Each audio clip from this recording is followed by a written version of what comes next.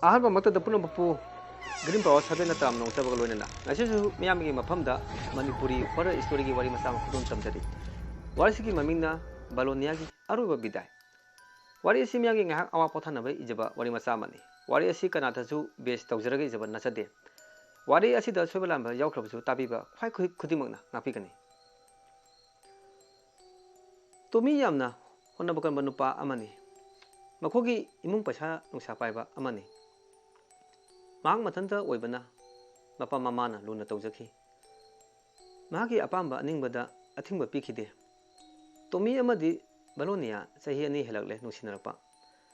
noma makhoi ani Casper Garden da koiba lalamki nimitumi ayamba laknakhide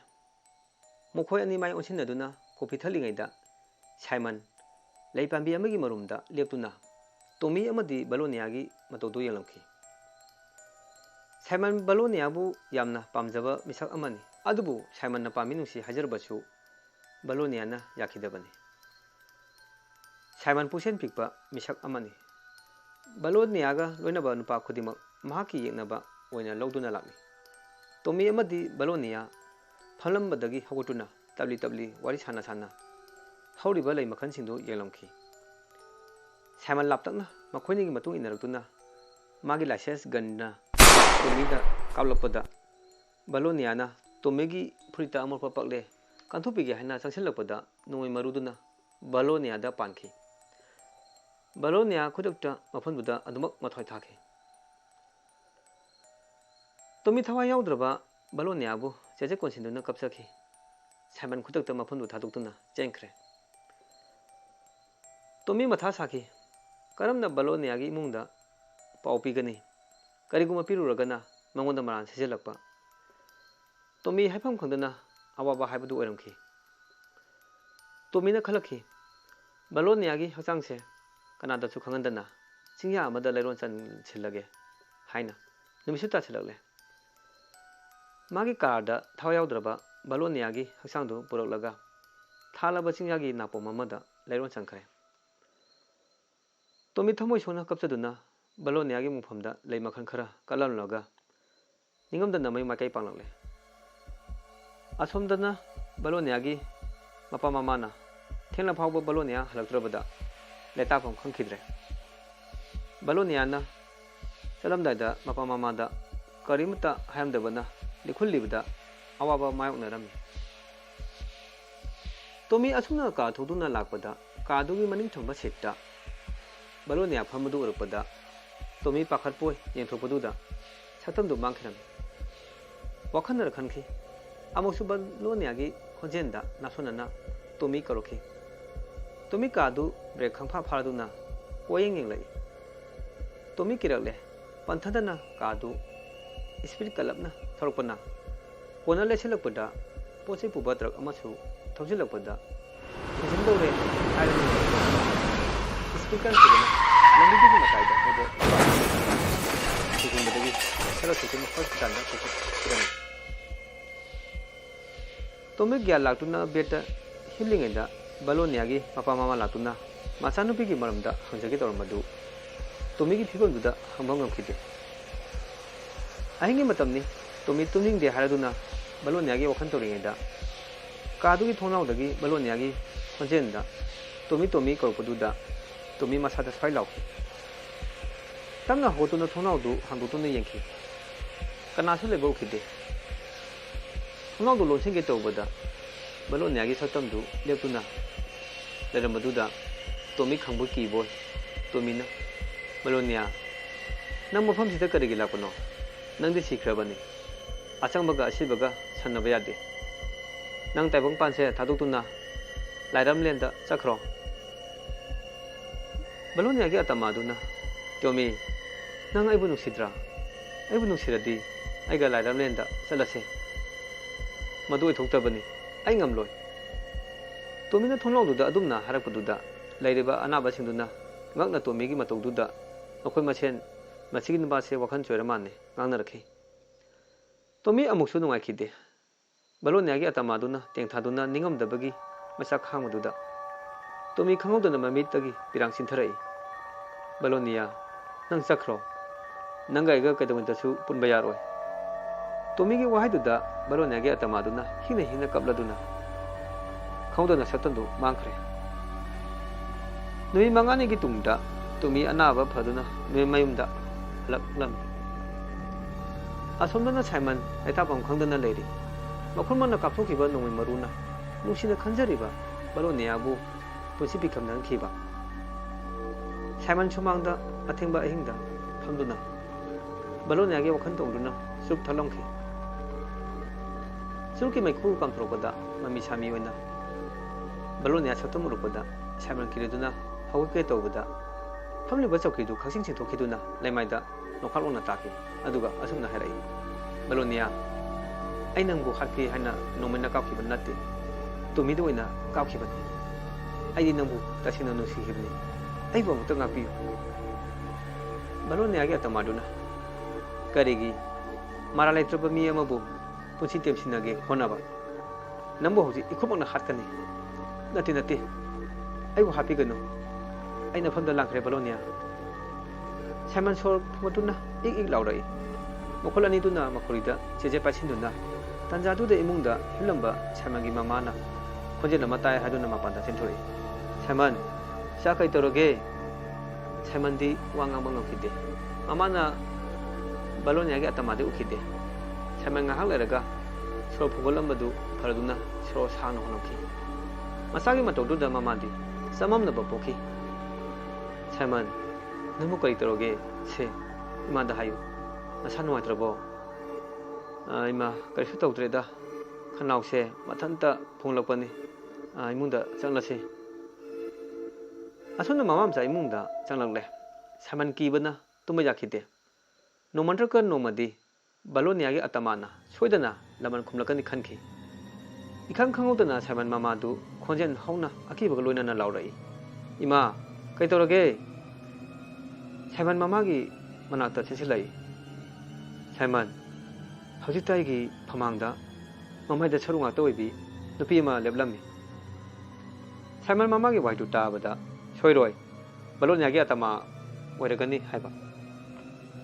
इमा कैसु तौरोय नसा लेरिसिदि अदुसु मथक्ता नोमै लेरि नोमैदि बुरपे चांबंगमदे Simon मामागी अकीबदु कोहलमखि असोमदना बलोनियागी Mopa मामाना बलोनियागी खुंगुन पुलिसता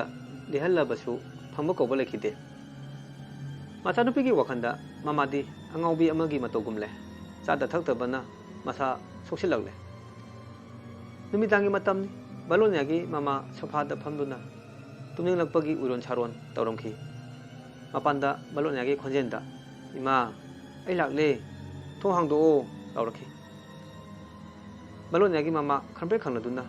बलोनिया चा लाकले इमा थों हांदोके मामादुना थों हांदोक्तुना येंलुबदा कनासु लेमदबदुदा बलोनिया कौकौदुना कपसखि नोमदि तुमी थवाई नुवाइमददुना का थौदुना केसपर गार्डन लाक्तुना मखोय अनिना फमलंबा अमदि बलोनिया नोइना पांदुना सिखिबगी मफमदु येंजिदुना निंगमदबा मैसाका लोइनना कपसखि ngaihak leraga mafamdudagi tholoktuna बलोनियागी मुफम ताना लालमखि मुफमदुदा लेखरा कलमखि बलोनिया नंगी अतमाना लाइरमलेंदा नुवाइना लयुको तोमी अदुमना बलोनियागी मुफमदा हारमलगा चके हाइना माइले थोरपगा बलोनियागी अतमादु ममांगदा लेप्तुना लेमदुदा बलोनिया आई खाफम खंद्रे नंगी वखन्ना लेताफम खंद्रे नंगबो हालमलिबा मिसक्तो खंबगा नंगी लमन खुंगनी बलोनियागी अतमाना हिंगने हिंगना कपतुना तोमी नंगमी हाटपा यारोय आइगी मरमना नंगबुसु अवाफमदा ताहनबा आई पामदे मदुयादे सोइदना नंगबु हालमलिबा मिसक्तो खंबगा इखुमना हाटकनी बलोनिया लाओ इनाक्ता नंगी नकुता सिबिगे खन्ना थमजरबा खुदोपसे अमुक्ता सिबिगे बलोनियागी अतमा तमना तमना तुमी मनाक्ता संगसिलपगा तुमी मसादा थेंगे तोरपगा बलोनियागी अतमादु तुंगलोमदा साफुकना हंदोरखि बलोनिया खै तौरे आइगी नाक्ता चनिंद्रबो तुमी नत्ते आइदी अतमानी नंगी ngaksamda siriba जीसस की क्रॉस तुना नंगबु सोपंगमदे मागी वाहाइदुदा टोमी मंगक समदगी जीसस की क्रॉस तो लौथोखिरमी टोमी बलोनियाबु थमोय सेंना नुसिबो ओइबना मसादा अकिबा फाउखिते बलोनिया हिंगली बनी हाइना खंखि असुमना टोमीना बलोनियागी मखुत्ता खुदोप सिबिकी मखोइनी आयामना लोइना दुना लेखि था अमगी मतुंगदा साइमन लमदी पलोमा अरापा मफम अमदा कोइबा चलुबदगी खरा थेंगलमना हलखि निमिदांगी मतमनि लमिदा गाड़ी असुम थोरपदा फिंगौ सेपि नुपि अमा लमी मेयादा चलबदुदा साइमन होरंग खोंखि होरंग दु हंजन खोंलबसु कासे थौसादना लंबी मेयादुदा लेप्तुना लेख्रे करी नुपिनो होरंग खोंलबसु थैदोतिने पलोमा नंग गाइदा लेरमु अमुक्ता माता चलुदना येंलुगे Simon गाइदागी कुमथादुना नुपिदुगी मनाक्ता किरपना तबली संसिलगले ममितुना Amu पलोमादा येंथोरखि Amu किदबा सादुना assume संसिलगपना मनाक्ता you're ए नंग कनानो होरंग खोंगमदा ताद्रबरा लमी मयासिदा नत्रबदी चफलोइत्रबो साइमन मखुटुना मरेंग बांदा पोपो येरुबदा ममाइदा सरु ngakta oina laithropada साइमन किरदुना लाउदुना मागी गाड़ी तमना चलखि पलोमाना कई तौरगे पाखना चलबदी पंथब याद्रे चलसी साइमन मागी गाड़ीदु इसा तौपगा ममांदा लेप्तुना लेरमबी नुपीदु लेमदबदुदा मखोय अनिमा अंगकु फाउखि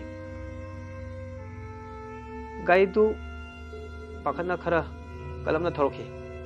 असुम थौरपदा खाउदना लमी मैदुदा नुपीदु लेप्तुना लेमखि गाड़ी की स्पीड कंखिबना ब्रेक फाबा ngमखिदबना नुपीदु थोमजिंखिरमी गाड़ी दु खरा सांगना थौरपगा ब्रेक फाखि नुपीदु लमी मैदा संदुना ताबदु मखोय अनिना उरखि लंबीगी स्ट्रीट लेमा गांदुना साइमनना मसिबु मीरा लाइरा अमुता येनुसिरा येंदना चलसी करिंगमा सिरमलबदी अखोइनी दसातानी पलोमा की वाहिदु साइमनना यादुना गाइदु थौरखि पलोमा मखोइगी थोंगांदा कुमथाउदुना लेहौरे साइमन गाड़ी थौना मसादा अकीबदी अदुमक लेरमखि किना थौरिङैदा गाइदुगी मनिंगी सीटा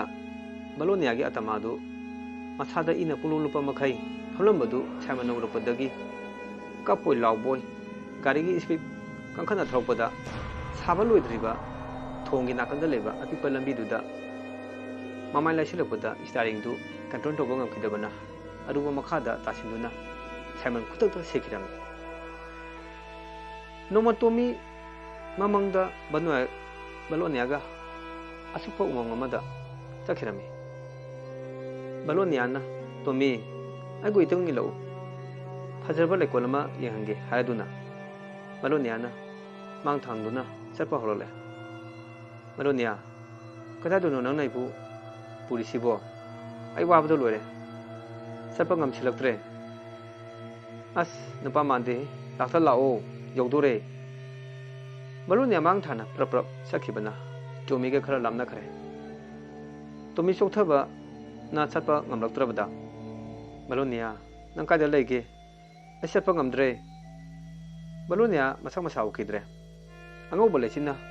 टोमीगी अकोइबदा कोसिंखरे टोमी मसादा अकीबा फारोले तंजादुदा बलोनियाना सिरमदागी अवाबा चैना खांखिबगी खोंजेन तारपदुदा बलोनिया कौरलय चलगे हाइना ममाइ लाइथ्रोपदा मागी मखोतु ताप पारपदुदा खंप्रे खंगदुना येंथ्रोपदा बलोनियागी माइथोंदु अकीबा सकतम मोरमदुदा टोमी सेंगे थ्रोपदा बलोनियाना मखोतु पासिंखिबना ngaloक्त्रबदा टोमी कन्ना लाउरखि खाउदना मेकअप थोलखि सो साना होंदुतुना अस कईनो हजिकी मंगदुबो टोमी मनाक्ता थंबा इसिंग बोतल थांगतुना थक्सिलमखि मथंगी नुमित्ता टोमी मागी कादा बलोनियागी अतमागा माका वाई सानरमखि ममाना युमयाइदा वाई सिना असुम लापदा टोमी मथंता वारी साबदु तादुना कनागा सारिनो हाइना लोना थोंलाउदुदा येंलुबदा टोमी नतना कना सुलेमदबदुदा मचानुपासिबु ngawjala खनखि ꯑꯗꯨꯕꯨ ꯃꯆꯥꯒꯤ ꯃꯒꯨꯟ ꯈꯪꯕꯅꯤꯅ ꯈꯔꯗꯤ ꯆꯤꯡꯅꯕ ꯐꯥꯎꯈꯤ꯫ ꯈꯨꯜ ꯑꯗꯨꯗ ꯕꯂꯣꯅꯤꯌꯥꯒꯤ ꯑꯇꯃꯥ ꯊꯦꯡꯅꯕꯗꯒꯤ ꯃꯤ ꯑꯌꯥꯝꯕ ꯑꯀꯤꯈꯪ ꯂꯩꯔꯝꯈꯤ꯫ ꯕꯂꯣꯅꯤꯌꯥꯒꯤ ꯃꯃꯥꯅ ꯕꯂꯣꯅꯤꯌꯥꯒꯤ ꯀꯥꯗ ꯆꯪꯗꯨꯅ ꯃꯆꯥꯅꯨꯄꯤꯒꯤ ꯐꯣꯇꯣ ꯌꯦꯡꯖꯗꯨꯅ ꯀꯞꯆꯈꯤ꯫ ꯕꯂꯣꯅꯤꯌꯥꯒꯤ ꯑꯇꯃꯥꯅ ꯏꯃꯥ ꯀꯧꯔꯛꯄꯗꯨꯗ ꯃꯃꯥꯗꯨ ꯀꯞꯂꯝꯕꯗꯒꯤ ꯕꯂꯣꯅꯤꯌꯥ, ꯏꯆꯥ ꯎꯗꯕ ꯀꯨꯏꯔꯦ, ꯅꯍꯥꯟꯃꯈꯩ ꯃꯐꯝ ꯀꯥꯏꯗ ꯂꯩꯔꯨꯕꯒꯦ? ꯏꯆꯥꯒꯤ ꯁꯛꯇꯝ ꯎꯗ꯭ꯔꯕꯗ ꯅꯃꯥ ꯑꯩꯍꯥꯛꯇꯤ ꯑꯉꯥꯎꯕꯤ ꯍꯥꯏꯕꯗꯨ ꯑꯣꯏꯔꯦ꯫ ꯑꯣ ꯇꯥꯔꯤꯕ꯭ꯔꯣ, ꯏꯆꯥ ꯕꯂꯣꯅꯤꯌꯥ ꯂꯥꯛꯂꯦ꯫ ꯀꯔꯤ ꯍꯥꯏꯕ? ꯏꯆꯥ ꯕꯂꯣꯅꯤꯌꯥ ꯂꯥꯛꯂꯦ ꯍꯥꯏꯕ? ꯃꯄꯥꯗꯨ ꯀꯨꯏꯅ ꯎꯗ꯭ꯔꯕ ꯃꯆꯥꯅꯨꯄꯤ ꯂꯥꯛꯂꯦ ꯍꯥꯏꯔꯕꯗꯨꯗ ꯍꯔꯥꯎꯗꯨꯅ ꯀꯥ ꯇꯝꯅ ꯂꯥꯎꯂꯝꯈꯤ꯫ ꯕꯂꯣꯅꯤꯌꯥ, ꯑꯁꯨꯛ ꯀꯨꯏꯕ ꯃꯇꯝꯁꯦ